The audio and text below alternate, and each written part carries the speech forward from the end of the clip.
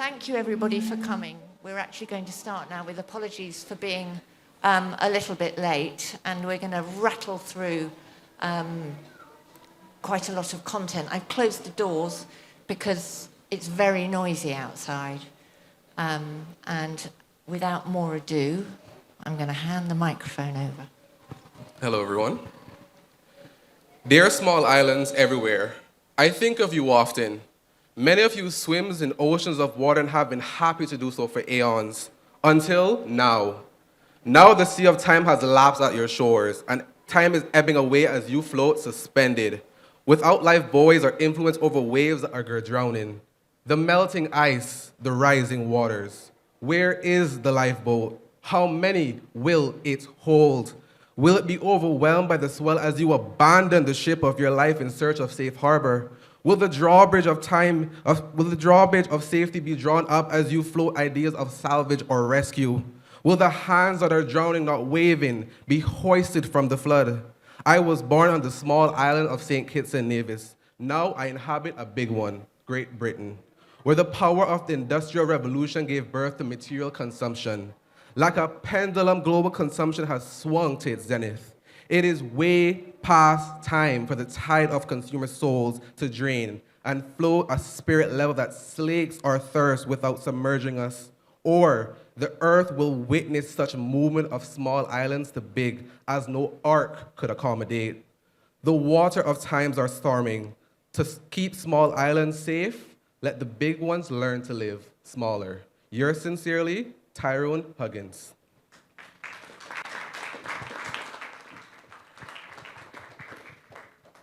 Welcome, everyone in the room and everybody listening online. You've just heard from Rion Porter. Thank you, Rion. A 20-year-old delegate, a Cayman Islands Youth Ambassador, past CARICOM Ambassador, and a member of the National Youth Commission. Thank you. That was beautifully read. We'll tell you more a little bit later, but Rion was reading a letter to the earth written by Tyrone Huggins. You'll be seeing more of these throughout this session. So thank you to everyone for coming. My name is Alison Tickell. I'm a white woman. I'm 60 years old. I have fairly messy hair. I'm wearing a white top, black trousers, and my pronouns are she, her. So we're going to do a fair bit of performative work today, but I just wanted to centre this moment on where we are in the COP. We're more than a week in against a backdrop of unprecedented, though highly predictable, energy crisis and accelerating catastrophic climate and nature impacts. It's increasingly clear that no living organism on this planet is not affected by the climate crisis. This week, there's urgency to deliver on climate finance, loss and damage, and 1.5 limit on warming. But COPs generally have a habit of under-delivering. And we need to start being honest about why. We need to focus on how, and we need to put our best hopes and believe that we can do it. This session, alongside other Climate Heritage Network events in the Resilience Hub and elsewhere, is a contribution to that effort. These sessions have been co-curated by Julie's Bicycle, the company that I serve, and FEME, Indigenous Women's Network, and thank you to FEME as well for all their amazing help during this week. I'm Alison from Julie's Bicycle. We're a non-profit mobilising arts and culture on climate action, originally founded by the UK music industry and now working internationally across the arts. 15 years ago, we set out with 3 beliefs, and I can't believe I am still saying this 15 years later. I'm quite bored with myself, but I will say it again. That culture and the arts have to be at the heart of the global response to the climate crisis. I mean that, at the heart of the response, not a decoration. That bringing our collective imagination and joint purpose to this challenge is the most valuable thing we can be doing, and it's not yet there. And the action comes in many guises and everything matters. But we must work together and at speed, and we're not. Culture, the arts, heritage, creative industries have, beyond the decorative, been absent from the COPs. We're COP27, and they have not been part of it. Yet it is precisely culture that can do the fixing for the rest of us, and it needs fixing itself. The instruments of culture, language, lifestyle, customs, the expressions of culture, music, poetry, museums, festivals, fashion, are the satellites of our collective souls. They reveal what matter to us and the values upon which this whole darn edifice is built. And this place is an interesting optic on the values that sit underneath this.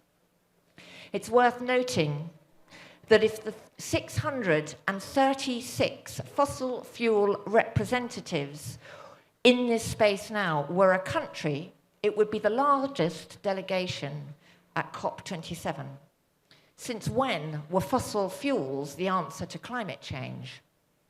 This distortion is a reflection of domineering values that valorize ownership, extraction, and monopolistic culture. We all know this. This is no longer contested, and yet culture is still not being officially deployed to solve it.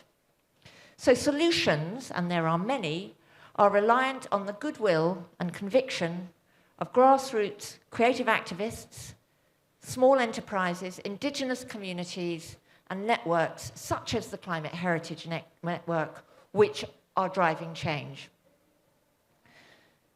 Cultural responses to the climate crisis come in many forms: activism, artistry, storytelling, design, innovation, sustainable practice, knowledge keeping, stewardship, care, love for the land. And this is happening everywhere, in every culture, in every country on earth. This is about community. But why are we here at COP? Because COP is about policy responses. We're not here to have a good time. We're here to intervene with policy. And culture isn't part of it. We need, though we do need these policy instruments to unleash and strengthen and build on the work on the ground, creating these cultural instruments as the critical agent of change. On our session today, we're not doing celebrity. We're not doing celebrity. We're not doing celebrity. We're hoping to reveal, for those of you who haven't seen, to witness, to strengthen, and to celebrate and appreciate grassroots voices, activists on the ground who are doing the work for us all. This is just a tiny microcosm of a movement that's happening everywhere. We know this, Julie's Bicycle knows this, because for over 15 years we've been doing this work, witnessing this change, and it is a veritable revolution, but it can only do its radical best if we force ourselves, if necessary, to love it. So for all those out there who have the power to make change, who believe that we can solve this crisis, and many of those people are here, that care for justice, that care for fairness, that want solutions, and that have a heart and a soul, I ask you, why have you overlooked what makes people, communities, regenerative economies really thrive? Why have you avoided the truth that the present reality is driven by values, not by the economy? The present truth is driven by values, it is not driven by the economy. And culture holds the key to meaningful change. So with spoken word, conversation and film, and some incredibly cherished people in this room now, we'll celebrate just a few of those cultural custodians and creative pioneers who we are all relying on so much. We will offer our gratitude, and we are really sure that our commitment to being in this hub, Climate Heritage Network, Julie's Bicycle, FEME, and the many organisations and individuals who've come together for this week around culture, that we will take on the responsibility to stimulate tangible and impactful results, not just in our work, but here at the COP this year and next, however long it takes. Thank you. We're going to get on with the session now, and I'd like to introduce a short film, which is, it's by,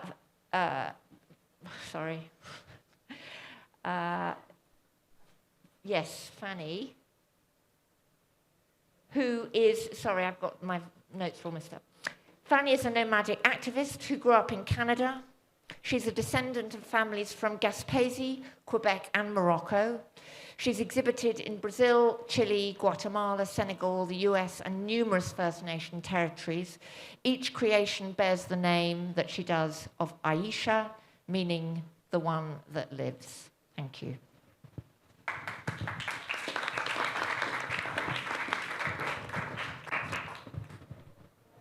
Hi, my name is Fanny, and I'm currently from Montreal. I'm a visual artist, a muralist, entrepreneur, and I currently work too at the One Drop Foundation. I'm going to be 37 next week. I'm a woman of, how could I describe myself? A woman of color. I have long brown hair, brown eyes. I'm not too short, not too tall, and smiling a lot. Art and culture has always been a powerful way to maintain like stewardship and preserve and nurture everything that is related to like nature, water, or ecosystems. For me, and art and culture is also the home of knowledge systems of different communities, societies, nations, and it's all the knowledge of this world, all the social norms, all the laws have always been carried through times, through culture and art. It's today maybe in a more colonial world. Sometimes the art is seen as the aesthetic, or art as something, you know, you go in the museum and you see and you don't interact with. But for since time immemorial in so many culture, art and culture always been something that is shared, where all the intangible cultural heritage of people lives. And I think that's why it's so important, especially with climate change and climate solution. We need to embrace art and culture, because it's where we have access to different ways of knowing, different ways of relating to the art. For me too, art has the power to connect with emotion. It's a social weaver. It permits people to connect together, to weave relationship. And I believe too, art has the power to heal and through emotions. And I believe too that climate change is a cultural problem. And if we just go and try to resolve it through technical solution, it has been shown that it would not be effective, or communities won't engage sometimes with some solutions. So I really believe in the power of art to bring like positive behavior change with communities, and being this connector, and bring communities together to engage and have also like culturally sensitive solution that where communities can feel represented too. So I feel this is super important to sometimes it's really heavy, like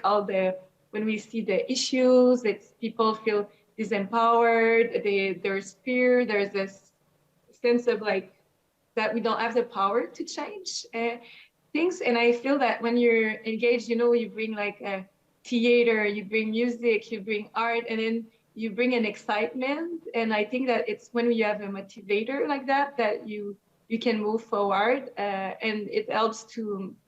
I think that's something that artists has a gift to motivate and engage and bring excitement. Something I would like to challenge in every space, in every structures, every community, is to consider what's our privilege and what's the balance or imbalance of power that we can see in our structure. I've seen beautiful things when people start to like acknowledge that and just realize it's not against you, a person, or you personally, but it's like how can we make our structure and our system equitable? And it's a big, still a big journey. And when people sometimes they come in to address these issues, sometimes they receive lots of sometimes even violence or there's all sorts of bad feeling. And I think if we really need systemic change and if we really want things to move forward in solution, we need to be open about these and to be comfortable to have uncomfortable conversation. It's where change happens, and change takes time, but it needs openness. So I think that's where I would challenge people to be able to be comfortable in discomfort.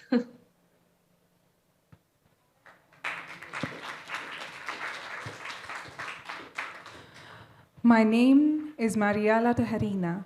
I am grateful for you and I am very happy to be here. Brothers, men, women, kids, and grandparents, I am writing this letter for you all with care and love. We have come from very far away. We are the native communities, and we are bringing you this important message, a seed of hope to build up consciousness towards our planet, our mother, our universe. We are the voice of the indigenous. We are all one. We are all sons of the earth, mother of all. We are all alive. We all exist. We are life. The spirit of water is life. The spirit of air is life. The spirit of earth is life. The spirit of fire is life. The Spanish invasion forbade us to speak our language. In those years, more than 500 years ago, we stopped to speak our language, and slowly our language disappeared. That same invasion exterminated most of us. And nowadays, with my brothers, we are close to publishing the first unified dictionary of the Chikunza language and bring it back forever. Thank you.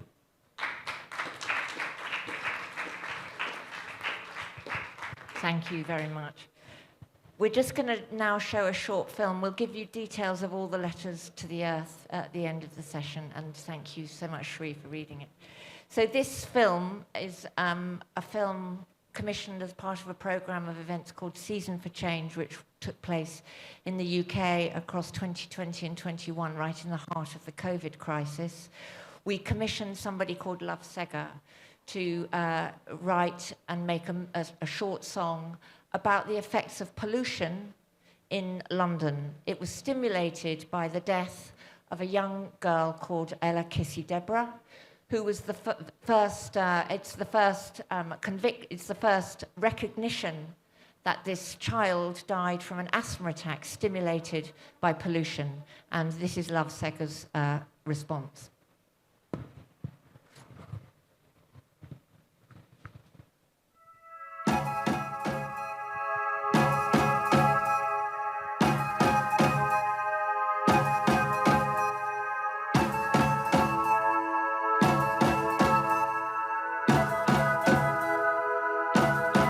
Our world is this the place the South London voiceless speak? Cause I can't see them past these non-existent headlines. Divide and conquer got us here, and oil prices are your fear. Cause black gold is not the people, it's your mineral extraction. We don't need hyperbole or distractions. Give us the facts, we don't want the factions. We have the people, we have the stories. Show us the pictures, not allegories. More than just the posters on the street. This is where we live, die and eat. Wanna break bread with me, then come and take a seat. Do we really care? Yeah. Do we really care? Yeah. Do we really care? Yeah. Do we really care? Yeah. Do we really care? Yeah. Do we really care? Cause we'll fight for our right. Yeah. Welcome to our world, South Circular. It's more than a thoroughfare for people who want to live, breathe, and reside here. And if peaceful protest is to be banned, is it not underhand? For those of us who don't want to work hand in glove, we just want to have a hand in love. Look after your family, stay alive, please.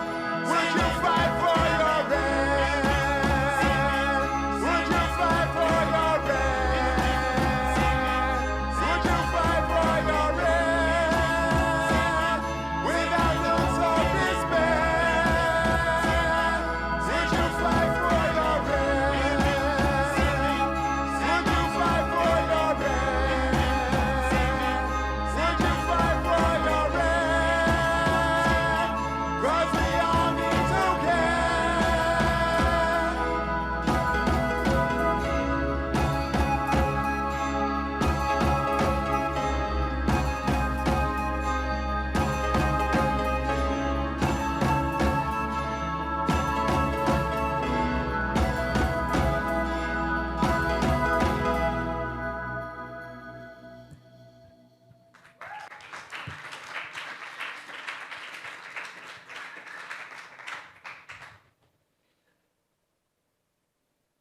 I am the Samauna, a giant from the Amazon. I am considered a sacred myth by the native peoples of the forest. I have the ability to charm those who cross by me for my beauty, my magnitude, for my wisdom that conquers throughout my life. From high up, I take care and protect the other trees and those who live in the forest. I am the tree of life. I am a stairway to heaven. I am the mother of all trees. My huge roots store drinking water. I am also a vehicle of communication to the forest. By tapping on my lush roots, the echo extends over great distances, indicating the location of those who need help. I am matriarch of a perfect ecosystem. I am the connection with the Amazon social biodiversity. I am a witness of the wonderful life created by God. And I, bearing in me all these symbols, I make my cry, my lament, and repudiation to be heard. I am shouting against the disrespect for my beloved forest, the lack of an eco consciousness.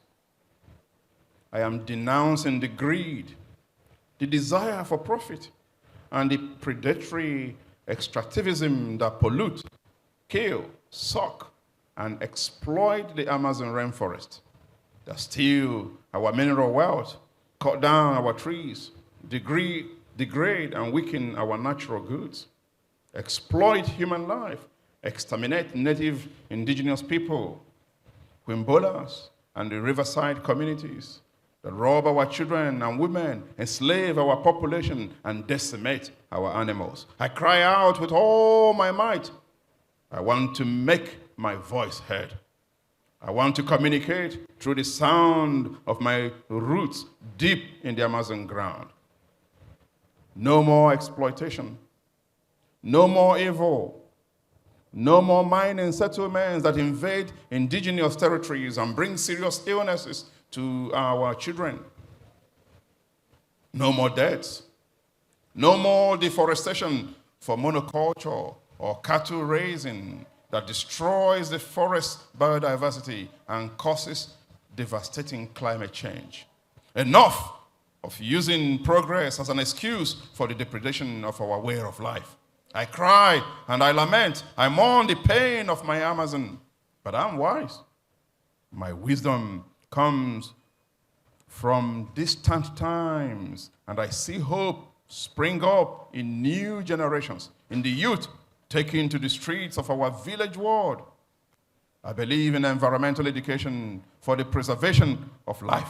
I believe that the care of biodiversity, of human rights, the awareness of eco-responsibility, the respect for religiosity of the peoples of my forest, the fight against intolerance, and the promotion of peace can restore life to the planet and transform the present and future of this world.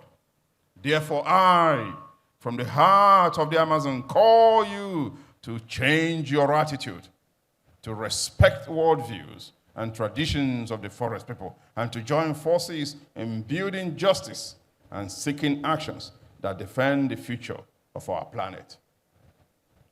This wonderful poem is written by Bishop Maris Rosa de Santos Basoto, together with the Artisan Indigenous Women Association from the Alto Rio Negro. Thank you. Thank you so much, Chuck. So I now have the huge honor of welcoming to the front an incredibly special community. Would you like to come up, Ben? And I'll introduce you. So, do take a seat. If you'd like to sit down. Do you want to join them, Ben? No? Okay. So, first of all, we're really grateful to be to have this company today. Say a little bit about the project that they represent, but this is Nasser Massour, Salam, and Musalam Faraj. So Nasser and Musalam have come today especially for this event into the Blue Zone, which is really important, representing the Bedouin community as part of the Sinai Trail project, which is also Ben Hoffler's over there, his passion and love and labour. I'll say a little bit about the Sinai Trail project before we talk to our guests. So the Sinai Trail is Egypt's first long-distance hiking trail. It's 550 kilometres and it takes 48 days, and I am determined to do it before I die. And it's crossing the territories of all the 8 South Sinai Bedouin tribes. And it's owned and managed by an intertribal cooperative, which I think is really interesting, and I'd like to hear your thoughts about. As of 2022, it's been hiked by hundreds of people from all over the world and has created new jobs, new opportunities, as well as giving people the opportunity to explore this really beautiful land that we're so close to. It's worth pointing out that as of yesterday, and we had the privilege of going into South Sinai with both Ben, Nasser, and Musalam. I think there is still very few people who've come from COP to visit the land. I think nobody apart from us, perhaps, who came with you. Yeah, maybe with other people. But there's a kind of, this is not a sensible thing. We're coming into this land that has been stewarded by the Bedouin community for thousands and thousands and thousands of years. And so visiting it feels very important. So welcome so deeply. And we are really proud that you have chosen to come to this event. Thank you. Nasser, should we start with you? Would you like to tell, and you'll need to use that because it's being recorded, would you like to tell the audience a bit about your work? Thank you very much. Thank you to bring me here. And thank for everyone is coming to this place to help. And thank for Egypt to bring all of us over the world to be together in this place. It's really something for me. It's very special, very strong. My name is Nasr Mansour, come from St. Catherine Mountain, and I come to see everybody, and I'm so happy. Thank you. Assalamu alaikum. My name is Msalam Faraj from Tarabin tribe. I'm one of the head guide from Sinai Trail. We came, we thanks everybody, but we thank Egypt, our government that give us the chance, and I thank everybody that helped us to be here. And we came here to share with you a little bit of our knowledge that we carry with us on thousands of years ago. We have been, as a Bedouin, mean the beginner. That means we are the one that began to live in the first ages. And today we are here to share with you all this conflict, COP27, with the climate change. And we are so happy to see everybody here. And we are willing or hoping to share our ideas that how we're going to save our planet. We are Bedouins living in a simple life, living with the nature. We use everything in the nature to live with it, from a very simple things like water that we have in the desert and wells and stuff like this. And we had knowledge how to take care very much for water, because this is a very, very important for us. And we also realized that we kind of having trouble in the air and the rain and the plant. They are changing their places from downhill to uphill because of the change of the climate. We also lost so much of what we carry on thousands of years because of way of living.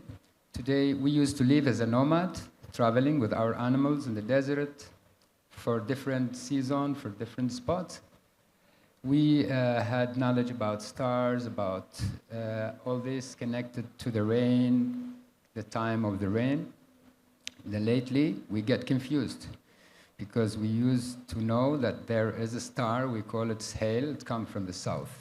And we have to say it, if you see a Sahel, if you see it, you have to be careful from flood. And month 9, this star, what you call it, South Star, we call it Sahel. And this usually the big sign for us for the rain. But the last 20 years, the rain does not come at the same time. It's always changing, sometimes coming in the summer time where there used not to be rain. And this does not help so much kind of plants. We also see that the plant change their length from downhill to uphill. So we see, and today we are here to share what we have. And so we were so worried about our knowledge because we all started to live in cities and villages, and we lost much of our knowledge. So we were so worried the last time, so we are my friends, and we created the cooperative that called Sinai Trail. This supporting 8 Bedouin tribes from South Sinai, from Taba to Znima, and Sharm, and Dahab, Santa Catherine, Nuweiba, all the cities that are around the coast, Gulf Aqaba and Gulf Suez. We made a trail that's 550 kilometers to go through the nature, to learn from each other, from the old people, and always we take young Bedouin boys with us to teach them what we still have. And we always, when we meet old Bedouin in the desert, we ask them to teach the young Bedouins of the knowledge that they have. We use the plant for our medical. We use the animal for our transportations and the desert. So when we hike with our friend that come to visit us in the trail, we also pass the knowledge to them. We try our best not to lose this knowledge, and we think that we need it all. This plant is becoming a big family with all the knowledge that we have today, with all this civilization, with the internet, with everything. As we became one big village, we hear about everything in America, we hear everything about Europe, we hear about Sudan, about all the world. We hear about the moving mountain from snow to the middle of the oceans.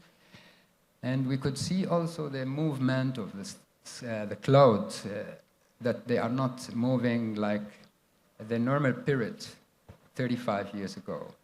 Yeah, and today we are here to share you, and again we thank everybody for letting us to have this chance to explain about ourselves a little bit.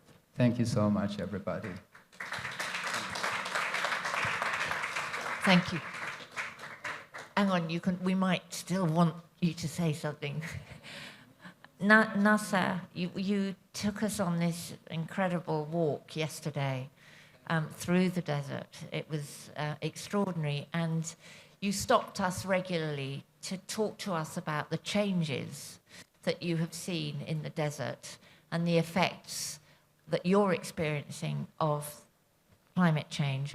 Would you tell us a little bit about those and the effects that they're having on the wider, certainly on the plants themselves, but the wider implications of those changes? The changes actually, always we say when we see the cloud, we say جعلنا من الماء كل شيء حي. Like everything living is from the water. Like without water, no life. When the rain for us, we ask something, this is the life of the place. Usually in Sinai, this is the place where we live is a dry place. All our life is from the water. The water is coming, the rain, is cover all Sinai. Raining, keep going till week, 2 weeks sometime, snowing in the high mountains. And then come in the spring, all the water running to the wadis. The wadis become full of water, rich, green. And we have something called Wadi Firan. This Wadi Firan is one of the biggest wadi in Sinai. It was all over palm tree because it's lower wadi.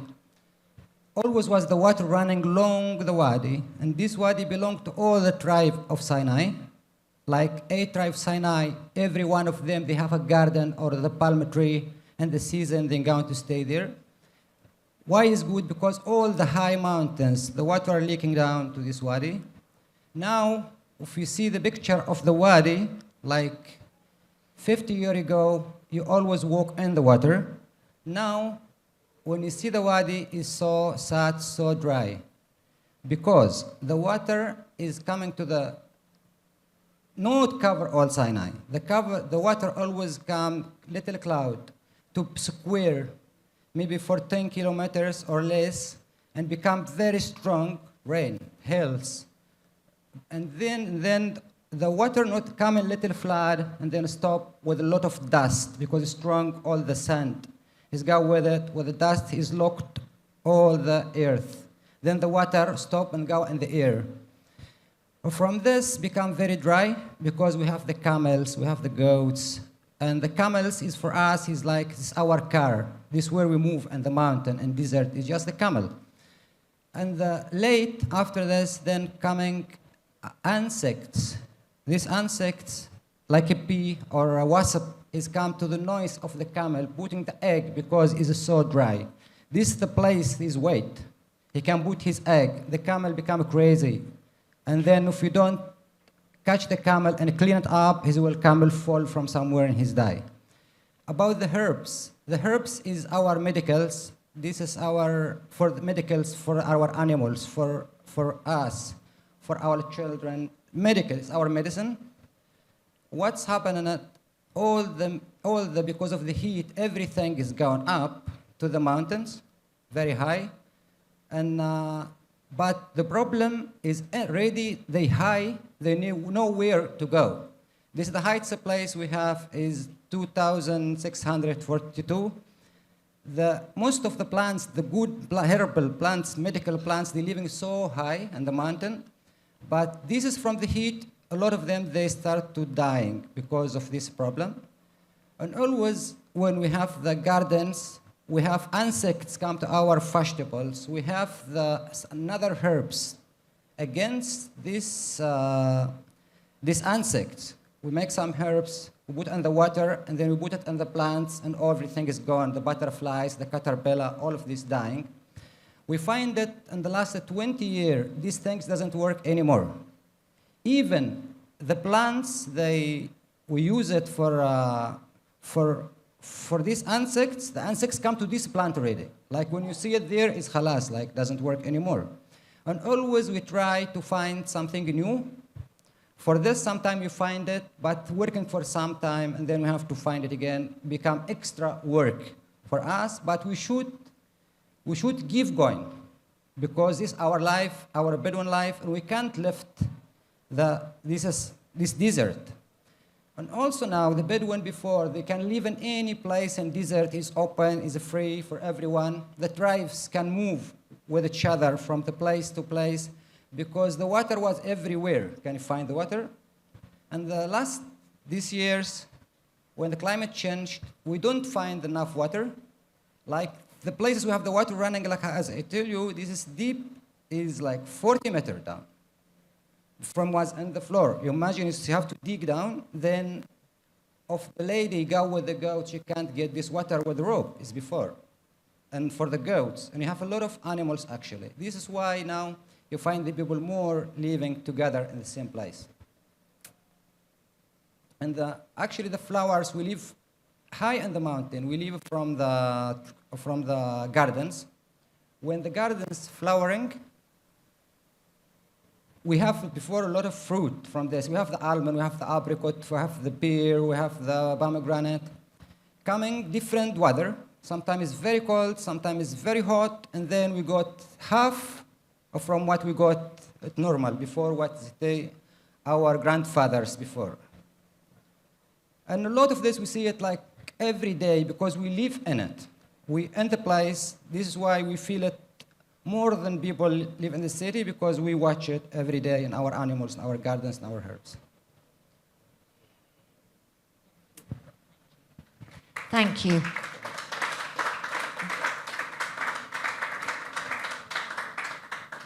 I'm going to offer any questions for the audience, but I want to ask a really difficult question, and either of you can answer it. What are the implications for the Bedouin? What will happen, do you feel, will happen to the Bedouin if we do not intervene on climate and also to protect your communities? What will happen as a result? This is exactly what we was worried about, our culture, our community. And this is what I think the Sinai Trail will make big out of it, because it's giving the Bedouin their job, the one that they like, to be in the nature, to be a guide like us, to talk to people, or to pass the knowledge for the children. And this is exactly our fear. And this is what make us to make the cooperative, to help all the Bedouin that living in the south of Sinai in the nature, to try to keep the knowledge more as we can. And what coming in the future, we are part of the world, and we are a survival. So in any case, Bedouin will find a way to survive, because we are living from a very simple life. And we don't need much to live. We need a whale, a camel, and a few goats, thank you, and a Bedouin tent. And this Bedouin tent, usually we make our clothing from our sheep and goats' hair. And our tent is made out of the sheep hair and the goat's hair as well, and the camel. And our carpets, so we don't need really factories and such a things as our old knowledge. Today we do need it, because most of the young Bedouin be kind of city people, and this is what our really fear about our culture, and that's what the big reason that make us to make this cooperative. And we take the guests with us to show them, and they support us with many different ways. And thank you so much for this. This is a big support for us to be here. We thank everybody that share with us this evening. Thank you so much, Alisan.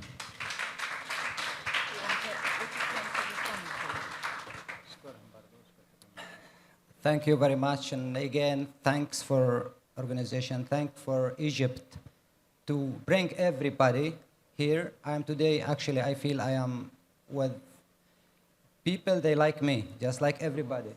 Like, I'm really happy. I can't explain it how much, but I'm so happy to see all of you guys. And we are Bedouins. We always live in the mountain. How Masallam said, we have the simple life. And we have our goats. The goats is so important. And camels, they walk in desert for the nature because they graze. Because now we have the plants in your house. If just grow and give a grow and give a grow, nobody grease it, it will stop life. And no, and this is the goats. Eat it and then go everywhere and give the seeds for the place. This is what we saw. When this is grease, is green. When it doesn't green, is grow and dry and die. Shoot, this is the life. This is how the life. Camels and goats eat and sharing the seeds everywhere. Thank you. I've got one other short question. If we've got time, I just want to point out we're in the Resilience Hub, and we have just heard about resilience, about adaptability, about mitigation, about loss and damage. We've heard all the themes, and we've also heard about the fundamental importance of culture and how that weaves together all the themes that we are seeking to solve here. My last question is, if you were organising COP27, this space, how might you do it differently? We will take it to the mountain. Take it to the mountain. That was take it to the mountain. Does anybody have any urgent question that they want to ask, or will you be here for a little bit afterwards so people can ask you questions afterwards? In which case, we'll move on to the next bit. I'd like to thank Nasser Mansour and Musallam Faraj and Ben Hoffler so much for coming. It was an absolute privilege. Thank you. Thank you so much. Thank you. Thank you. Thank you so much.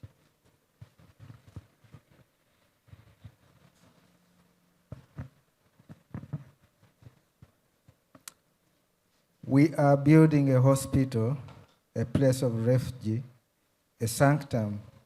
We have been skilling ourselves for all that this time demands of us.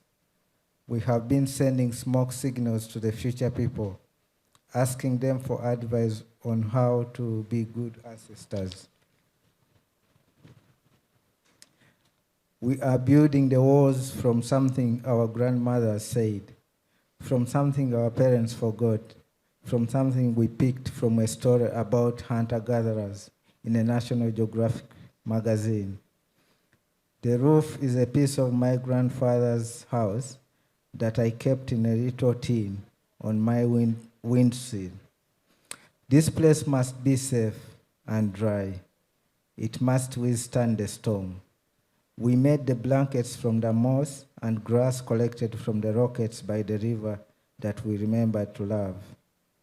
Our mother is coming soon, and we must be sure we have the medicines she will need.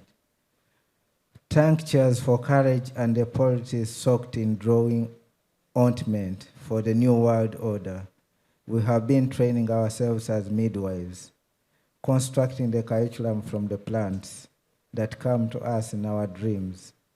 Tracks from an old textbook on natural childbirth and a battered copy of Ndamba, My Children.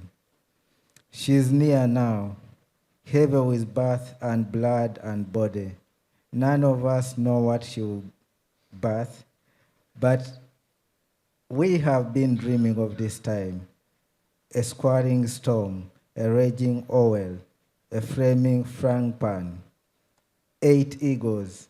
We have been making plans, a pantry of forest and topsoil, a lot of carbon, stockpiling masonry and relations rather than guns, and baked beans, growing food forests in our high-rise apartments, accruing libraries under our fingernails, storing in the pages of our skin the recipes for composite, for happy bees, for the cycles of sycamore trees. Vested in our bones, the way our grandmother made soap from the sheep fat she scraped from our plates after dinner. We are calling our great-grandmothers via the hornbill and hope to remind us the rituals for the afterbirth, for cleansing the bodies of our dead with oils and seeds, for how to make the sublime tears of wonder. We are singing the songs that remind our grandfathers to remind us how to restore the river and primordial forest. She enters the apocalypse and apothecary holding her belly covered in blood and mud. She's supported on either side by the hackers and conscious objectors who hallow it the breaking of waters. They have been training for this day. Janus, keep of transitions, endings and beginnings, awaits at the door with a parimon shell and a smoldering bushel of mpempo. As she enters, everything crashes behind her. The buildings crumble as the seas take back everything they momentarily offered up. Blood runs down the streets. The drought and the mudslide collide. A tide of black oil laps at the door. Claire Rossell from South Africa.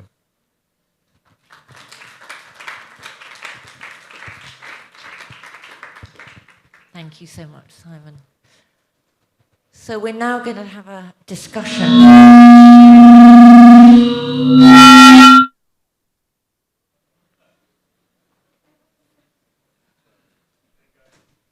I turn it on again?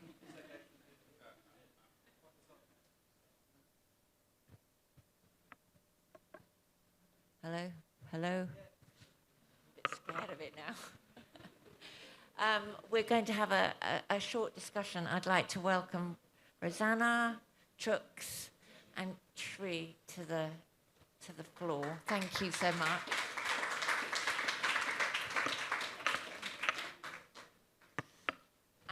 And also Farah Ahmed online, who is from Julie's Bicycle. Is Farah there?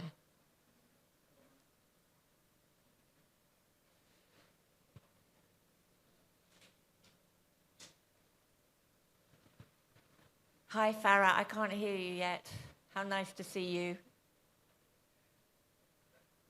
Can you say something again? Hello. Can you hear me now? Great. So I'll just ask each of our conversationalists to say something very quickly about themselves, and then we can get into the conversation. Chooks. Yes, my name is Chukwumerija Kereke. My friends call me Chooks. I'm a black African man. I'm 5'11", and I have almost a bald head. I'm wearing a blue jacket and a striped blue trouser, right? So good to be here. And I'm the director of the Center for Climate Change and Development at Alex Ekwueme Federal University in Dufalike, and my specialism is policy and governance. Thank you. Hello, everyone in the room and online. My name's Rosanna, and my pronouns are she and her.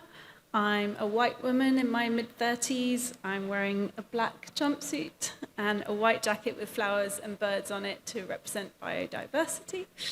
I'm British, as you may have tell from my accent, but I grew up in France, currently living in Belgium, and studied languages and cultures. And I work for the British Council. I'm Senior Relationship Manager for our work on culture response to global challenges, which includes our work on climate change and sustainability, particularly the arts, culture, and heritage angle. And I'll be talking a bit about the Cultural Protection Fund as well as part of that. Thank you. Hi everyone, good evening. I'm Sridevi Changali. My pronouns are she, her. I'm an Indian woman in my mid-30s. I'm tall, have short black hair and wear glasses. Like most architects, I'm dressed in all black, but I have a dash of color with my red floral jacket. I am a heritage conservation architect. I am the co-founder of an organization based in India called Masons Inc. We specialize in sustainable architecture, heritage conservation, and social architecture. Thank you. And hello, I'm Farah Ahmed. My pronouns are she, they. I'm a South Asian person with bleached blonde hair, and I'm wearing a black and white stripy shirt. And I'm in front of a background. I'm calling in from London, so I'm in front of a background with a plant. And I'm the climate justice lead at Julie's Bicycle. So my role is really about connecting with and finding the stories of climate justice within the arts and culture, and creating resources and training for the sector to understand and carry out climate justice in their work. Thank you, Farah. Thank you, everybody. And I'm just going to start by asking Chooks, if I may, the very first question, which is, what are the values? You, as a governance expert who's been involved in many very complex, granular issues of climate governance, perhaps one of the most contested areas of governance in the world, what do you think are the values that we're currently governed by, and what do we need? I think that's a great question, because earlier in my career, I started to talk about the fact that the governance of climate change requires a fundamental rethinking of values, the values and the culture on which we base our life on. And it wasn't a very popular message then, because a lot of people tended then, and still, unfortunately now, to a great degree, to think about climate change as either an economic problem or a technical problem. If you think about it as an economic problem, then you might create some market to try and solve it. And that's how we came up with the emission trading scheme as the key instrument for trying to solve climate change. And also then, this kind of carbon markets were also created. If you think about it as a technical problem or a technological problem, then your emphasis would be on carbon sequestration technologies, putting mirrors in the atmosphere, and ocean acidification or aerosols. And you would not have to think about how you dress, what you eat, what you value, how you treat other people with respect, the issue of justice and equity and fairness, who caused the problem, how is the trust being built in order to solve the problem. And so my main contribution has been to try and say that this is a cultural problem, this is a value problem. One of the key values upon which the solution to climate change still today is being sought is the value of profit and economic growth. And it seems to me bizarre that we're trying to solve the problem with the same mindset and culture that created it.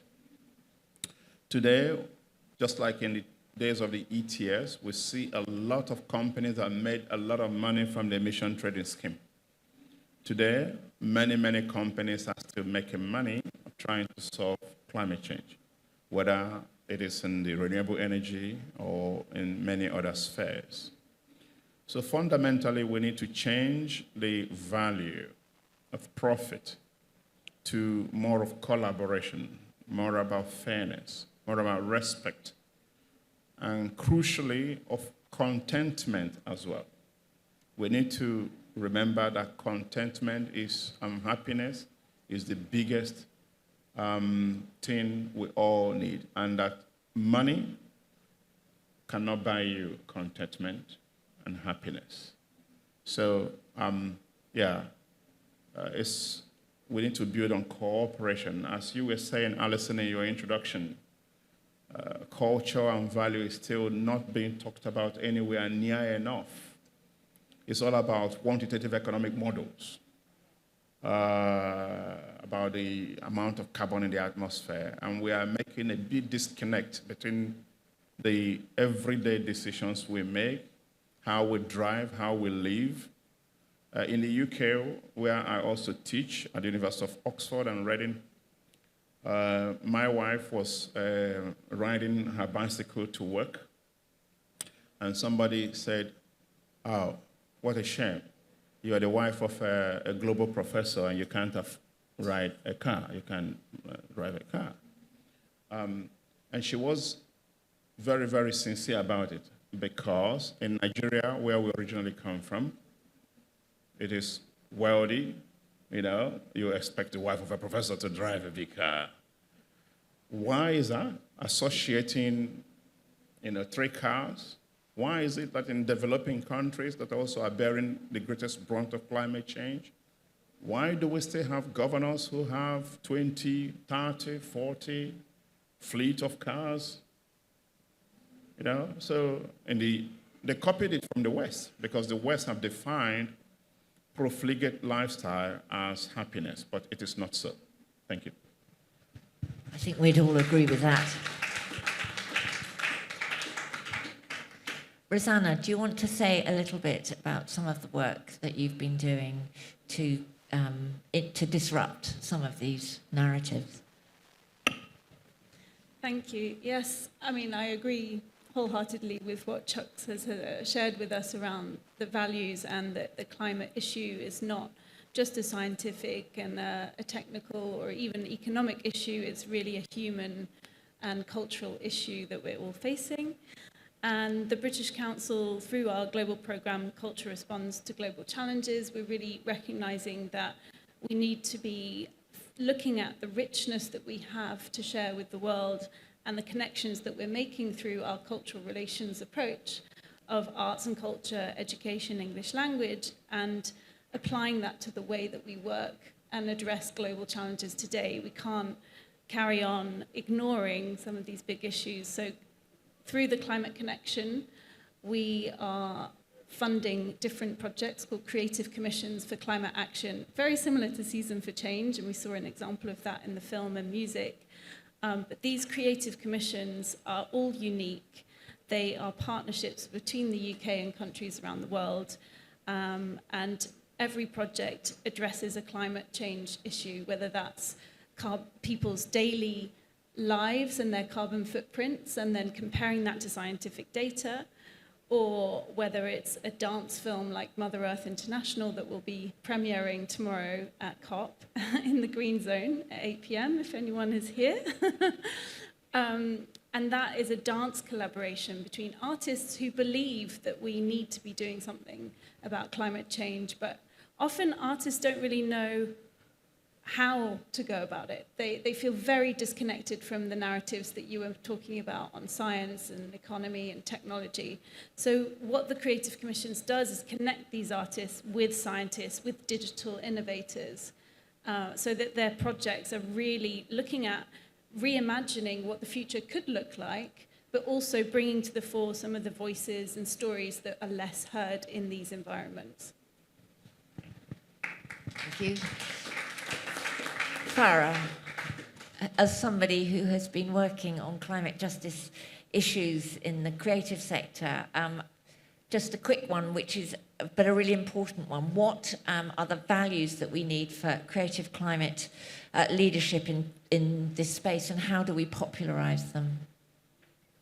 I think that really there's 3 things that we need. We need care, we need collectivity, and we need courage. I think we need to have the courage to stand up and put our heads above the parapet and really stand up for what is needed here. We need to recognize that many of us don't have the option to choose that, and those of us who can choose really must at this point. We have to show care for everyone whose bodies and homes and cultures are on the line. And we have to do this collectively. We can't do any of it alone. And I think that that's where art and artists and culture really have a role to play in translating all of these and to put forward the stories of hope. But hope isn't something static. It's got to constantly be tended to, and we have to hold all of those stories of resistance, the radical alternatives that creativity offers us, and also the less than positive things, the rage and the grief that are really necessary and important emotions to hold. We have to tell those stories through art, and I think, you know, as Fanny said before, as we've talked about, you know, art really gets to the heart of what it means to be human, of this human response. And I think that's how we popularize it. We really work with communities, and we tell their stories through art to showcase the world that we want to build. Thank you. And Shri, a quick question to you, because it is Gender Day, and your brilliant colleague, Rosie Paul, curated a session earlier on this afternoon about gender. Can I just ask you to comment on the relationship, briefly, between gender and culture? Thank you for that. Rosie, you have done a lovely job of, you know, bringing together gender and culture, and there are so many ways in which gender and culture are so closely knit, and women, I feel, are the custodians of culture in so many different ways, and I think I can speak to women being custodians of culture from an architecture point of view, being an architect.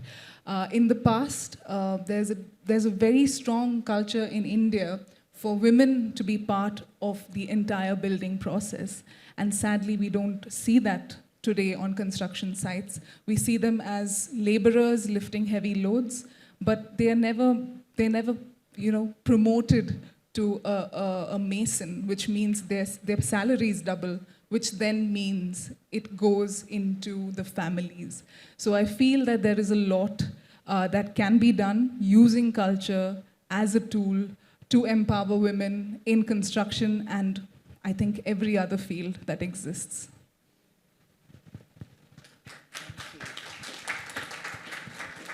Before I go on, first of all, is there anybody in the room who'd like to ask any of our panelists a question, or if there's anybody online?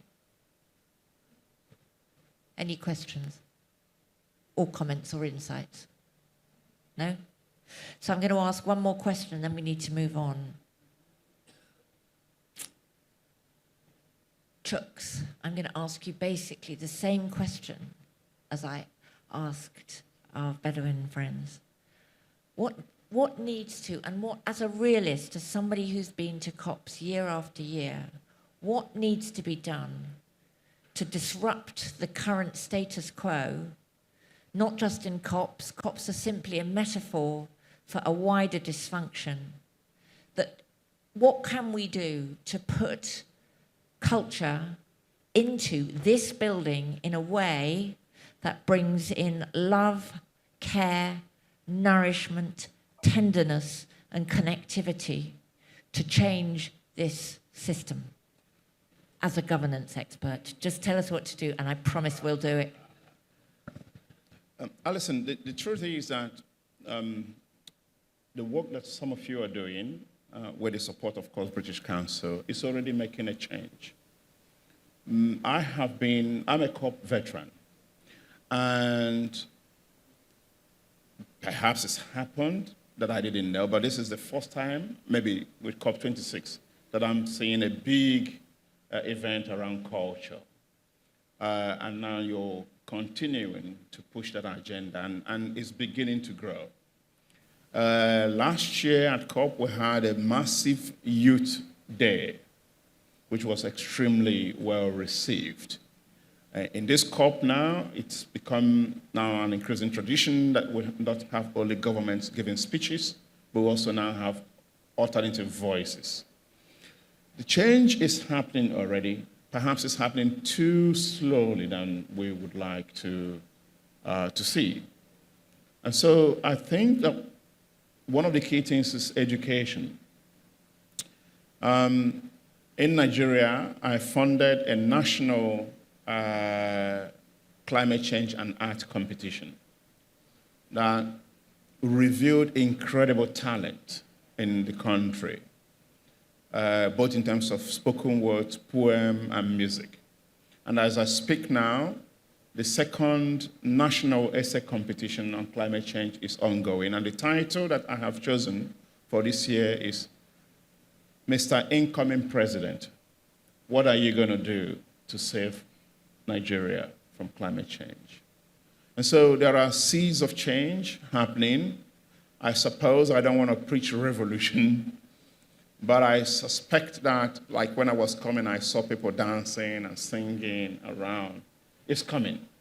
And the leaders better understand and open the door, otherwise, one day they will be overrun. So we need to keep on doing what we are doing because I think it's making a change. Thank you.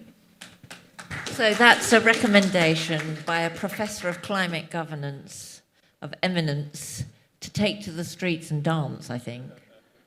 You've got it. So thank you very much to Shri, Rosanna, Farah, all the way from England, and Ashok for a really stimulating discussion. Thank you. Thank you.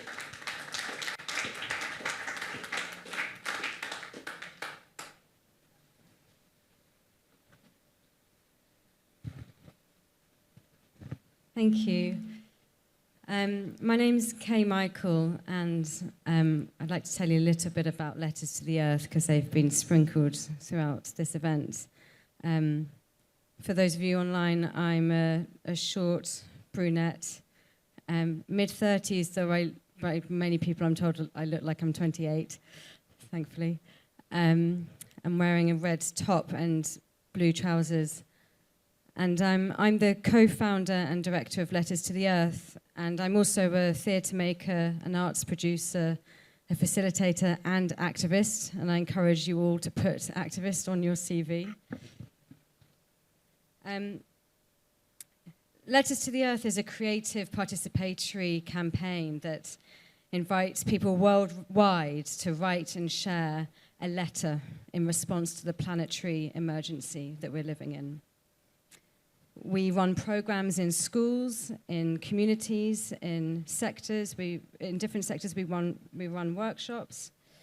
And we create art with the many letters that we receive and that we facilitate. We've published a book, which I'll share with those of you who are here this evening. We create performances and we create exhibitions with the letters. And we give them over to people and campaigns to use at events such as this.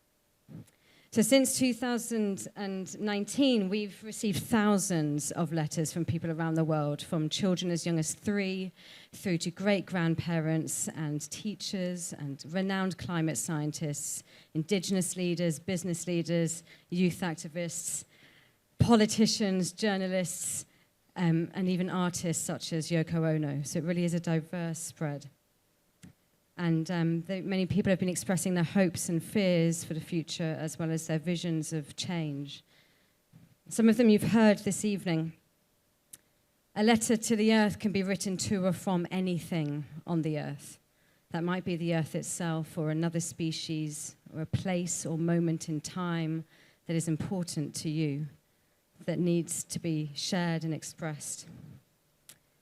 It's always a call from the heart and to the heart, and it's been a real pleasure and honor to bring these letters here to COP in a place that some might say is a little lacking of heart.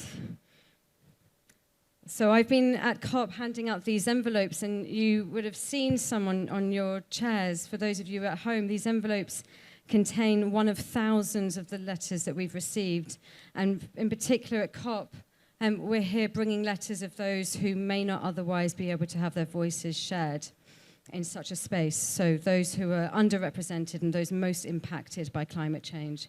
So in particular, Indigenous voices, youth voices, displaced voices, refugee voices. So I'd like to close by reading a final letter that was actually given to me on my journey here to Egypt. Last weekend, I had the great honor of spending time over the weekend with a refugee center in Calais.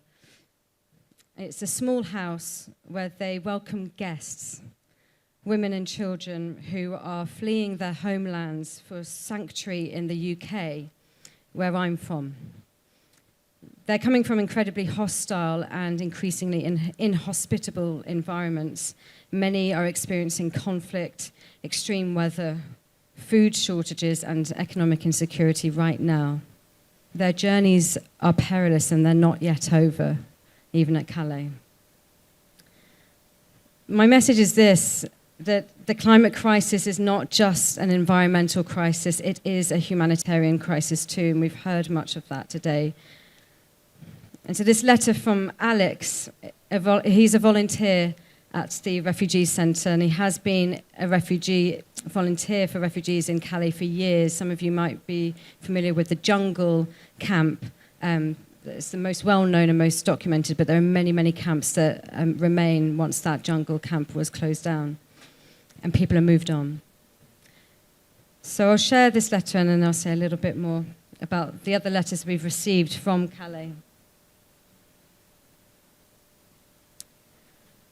A letter to the world.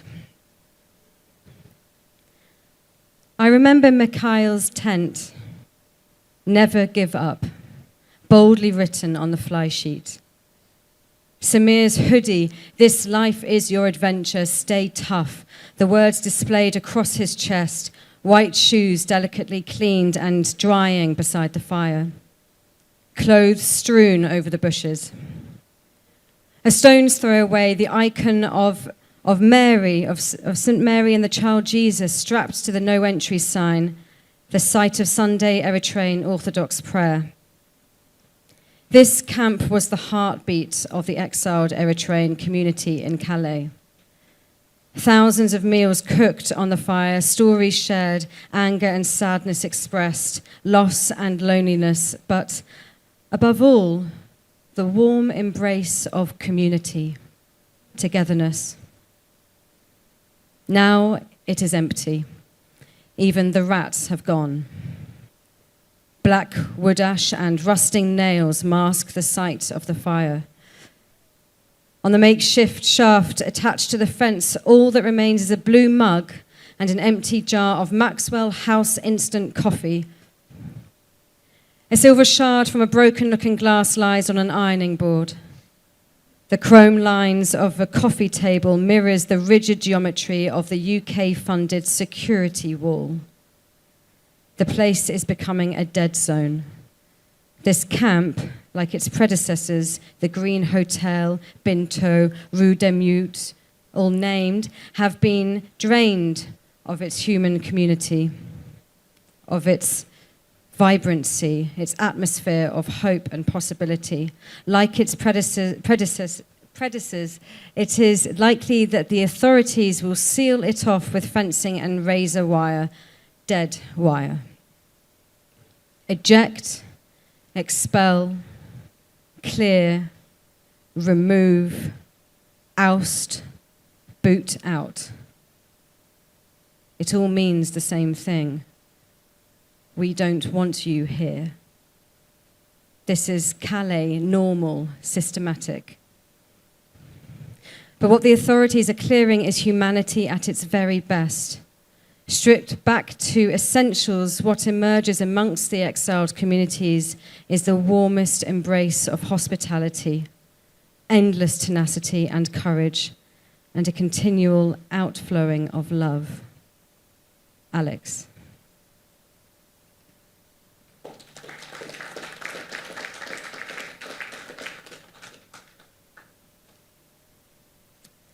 there are letters that we received from Eritrean and Iranian women from that refugee center that we visited.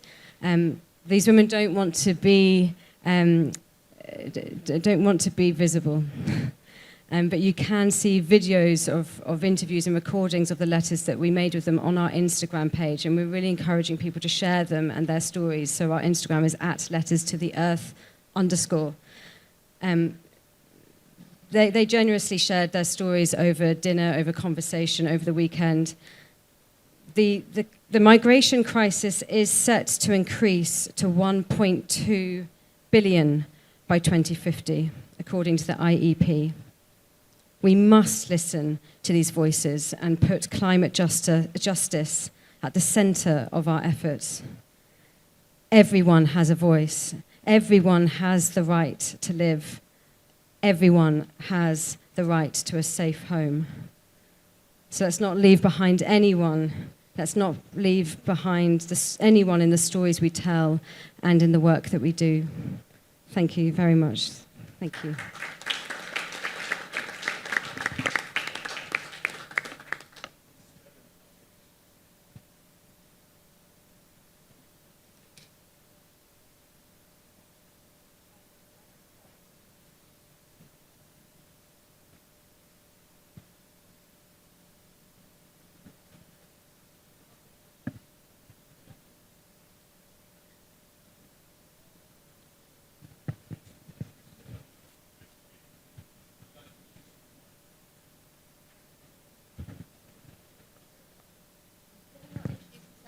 Much rather.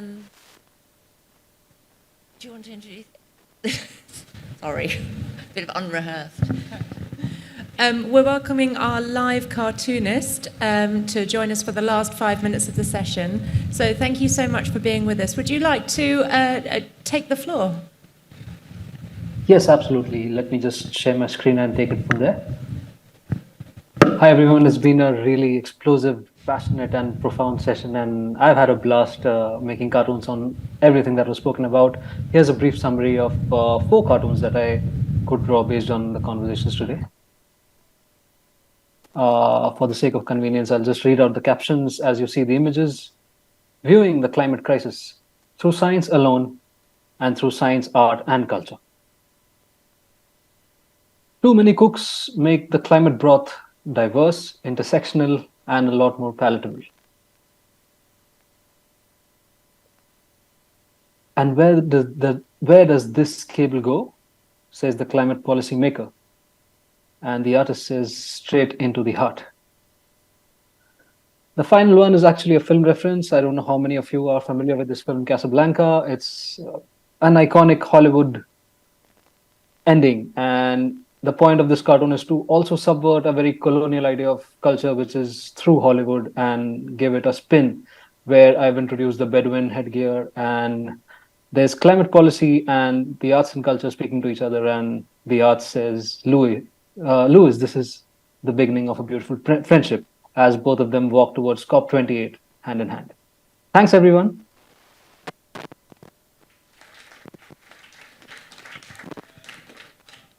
Thank you. We do have one more film, but it's 5 minutes and you might not want to watch it. So what I'll do is I'll do my thanks first.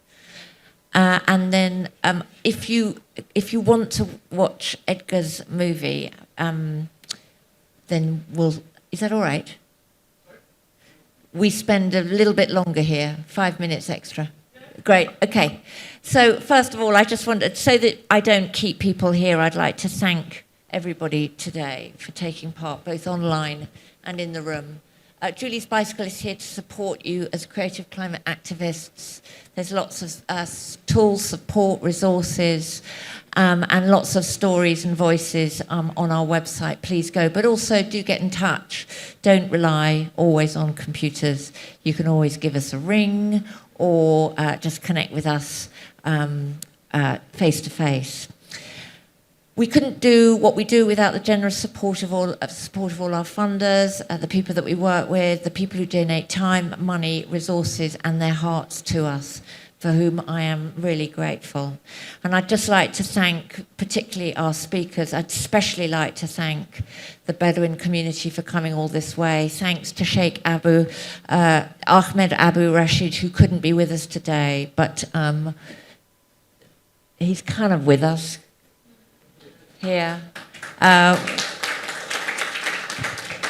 Who's worked so tirelessly to be a bridge between St. Catherine's and the Bedouin community. And also, of course, huge thanks to Musallam Abu Faraj, sorry, it's a horrible word in English because it points to somebody who is nothing like as beautiful as you are.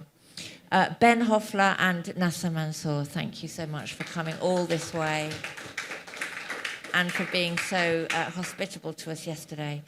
Thanks to Rosanna Lewis, thank you to Professor Chooks, to Farah, thank you to Kay, Letters to the Earth, to Rion Porter, to Simon Musazizi, and to our partners, Climate Heritage Network, Andrew, who is unbelievable, and deep respect, and also to FEMI and to the Resilience Hub. Karen has been amazing. Karen Benny there has been amazing for all of us at the Climate Heritage Network. Most of all, I'd like to point out 2 empty chairs. We always have empty chairs in the room for every event that we do. They're behind they shouldn't really be behind the curtain, but these 2 empty chairs represent the voices that are not with us, the voices of the people, and particularly the living world, who rely on us to articulate their needs, who rely on us to care for them, for it, and have no voice. So the empty chairs are very important participants in this space. I'd like to honour them. I'd like to thank them for being in the room with us and apologise for putting the poster in front of them. And most of all, our love, appreciation, and respect to this beautiful planet that we are so privileged to be a part of today. And we will overcome. Thank you.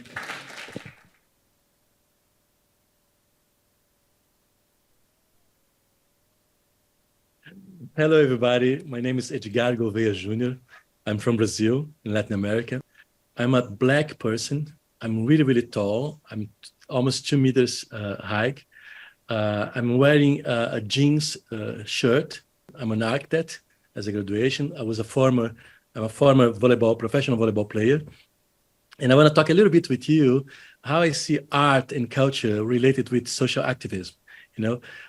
So I'm a Brazilian, so you know a bit about Brazil. Is this the country of joy? So my current work is like offering games and community challenges to mobilize kids and for them to play the change that they want to see in their own neighborhood. So basically what I do, myself and my team, we invented games so kids can play superheroes in actually transforming their own territory. So we tell kids that they have superpower, they were born with superpower, so they can mobilize the whole neighborhood, the neighbors, the adults, to come together and build a collective actions, hands-on actions to regenerate their territories, like planting trees, cleaning rivers, supporting elders, like restoring schools. So, and all of that came from, especially from the inspirations of Brazilian festival. Culturally, festival, like really. So if you know a little bit about Brazil, you probably know about soccer, you know about football, you know about Carnival, right? So Carnival is a community festival in Brazil where the most dilapidated communities, like Black settlements, favelas, slums in Rio and many other states in Brazil, they once a year, they build the most luxurious festival all around of the planet, like Carnival. For those people, they have no money, but they use the power of the holidays, power of festivals, power of coming together and building together to create this amazing festival that enchants people all over the world. We have another festivals in Brazil, so we know we have the Country of Joy. So we are traditionally use it in how to use joy, how to use collaboration, how to use like hands-on action, community hands-on actions to create like real miracles. So what we have been doing like the last 25 years is how to learn from those festivals, from those like collective intelligence to create to solve like powerful challenges. Not just from Brazil, like we have many Black people here, and probably most of our wisdom wise come from Africa. And for example, African culture, they have this amazing saying that says, doesn't matter the question, answer is community. Doesn't matter the question, answer is community. When we mean question, we mean like, it doesn't matter the problem, the challenge, answer is community altogether. Or we've already heard the saying like, we need a whole village to raise a child. Not just the schools, not just the families, not just parents. We need the whole village, the whole neighborhood to raise a child. So when you use this kind of knowledge, traditional knowledge, like walking back to try to find some solutions, we know how can we put all people together. But the most important thing is there, that's why it's related with art and festivals and, and culture, is because the way that we use to bring people together is joy. So we used to say, like ourselves, my team used to say, like, what if building the world of our dreams could be fast, could be free, could be fun, and could be fantastic. 4 Fs: fast, free, fun, and fantastic. What if building the world that we are fighting for, we could play for, we could enjoy for, we could like dance for? So that would be my quote or my suggestion or my saying to every one of you. Like, what if building the world of our dream was not a sacrifice, was not a hard work, was not a march, was not a strike? No, it's not fair that our kids have to fight, to save the planet. But what if they could play? What if we could play? And when we are playing together, dancing together, having fun together, some kind of power emerge from community. When you make things out of joy, we are way more powerful. Everyone can participate, like kids can participate, elders can participate, but fight just us, the activists. But what if we could create an environment, an invitation, a challenge where everyone can play the change that we're looking for?